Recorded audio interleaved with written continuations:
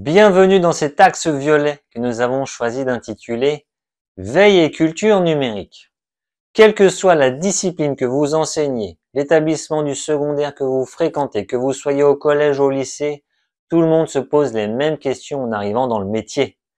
Dois-je utiliser ma messagerie personnelle pour communiquer? Comment rédiger des consignes et des supports pédagogiques? Quelles ressources existent pour concevoir mes cours? Existe-t-il des ressources pour accompagner et guider mes élèves? Ce sont ces réflexions qui jalonnent cet axe de formation décomposé en 4 modules indépendants. Quels sont les objectifs de chaque module?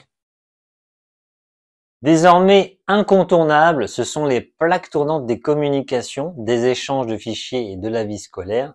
Découvrez dans le module L'environnement numérique de travail, ENT, les différents usages et outils qui composent ces plateformes. Il vous faudra prendre la mesure aussi des différentes messageries, la professionnelle administrative pour la gestion de la carrière, de la professionnelle scolaire pour échanger avec les élèves et les parents. Chaque outil a sa fonction. Vous serez aussi sensibilisé aux usages responsables et sécurisés pour vos pratiques pédagogiques.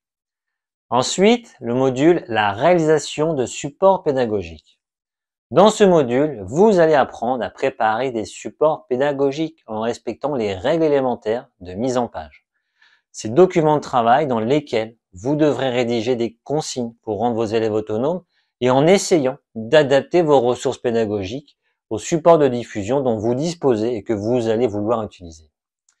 D'ailleurs, des ressources qui tendent à être de plus en plus souvent numériques, que vous pouvez retrouver sur la toile.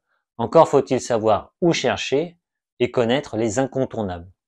Vous y serez guidé dans le module Les ressources pour l'enseignant, avec un crochet incontournable vers les portails institutionnels, aussi bien en termes de ressources que de gestion de votre carrière.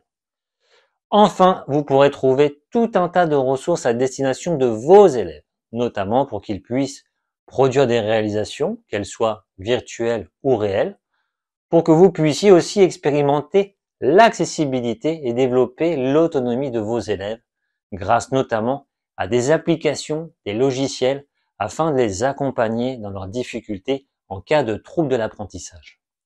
À parcourir sans modération dans le module Les ressources pour l'élève.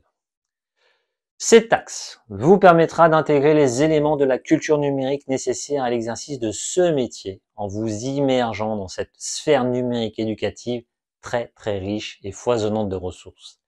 Ces éléments sur lesquels vous devrez par la suite assurer une veille pour vous tenir informé des évolutions institutionnelles, pédagogiques, éducatives ou encore technologiques, notamment en suivant le réseau des EdTech. Bon parcours numérique à vous!